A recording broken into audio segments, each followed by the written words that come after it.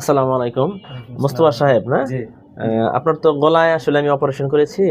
১ জি, সপ্তাহ হয়েছে না? জি, গলায় তো আপনার গলার স্বর নাকি ভাঙা ছিল না আপনার? জি, ভাঙা আপনি ছিল। কি কাজ করেন? আমি ব্যবসা করি স্যার। ব্যবসা করেন না? জি, অপারেশনের পরে কি গলার স্বরটা কি আপনার কাছে আলহামদুলিল্লাহ একটু ভালো মনে হচ্ছে জি, নাকি? আলহামদুলিল্লাহ ভালো। অপারেশনের আগে তো আপনি যেহেতু ব্যবসা করেন, আপনার অনেক কথা বলতে হইতো। জি, আপনার কিন্তু গলার স্বরযন্ত্রের মধ্যে পলিপ হয়েছিল। আপনাকে দেখেছি না আমি? জি, জি, ভোকাল কর্ড পলিপ বলি আমরা। জি, এটার জন্য কিন্তু আসলে গলার স্বর ভেঙে যায়।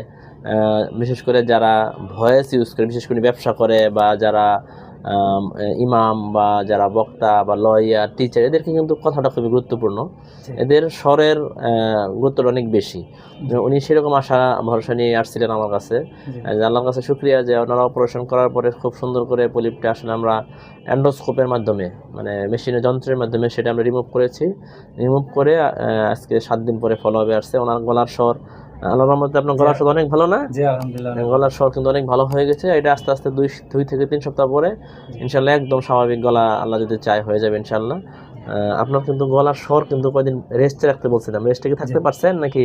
জি, আছি রেস্টে আছি কিন্তু ইনশাআল্লাহ। রেস্টে রাখতে আপনি তো ব্যবসায়ী মানুষ আসলে জি, কিভাবে বলি কিন্তু আপনার অপারেশনের পরে কিন্তু নিয়মটা খুব জরুরি। রেস্টে রাখতে হবে কিছুদিন। না হলে তো দেখা গেল যে আবার স্বাভাবিক পুরাপুরি হবে না আরকি। এজন্য জি, যে মেডিসিনগুলা দিব জি, নিয়মগুলো মানবেন ইনশাআল্লাহ। আল্লাহর উপর ভরসা ইনশাআল্লাহ। রাখেন, হ্যাঁ? জি, আলহামদুলিল্লাহ।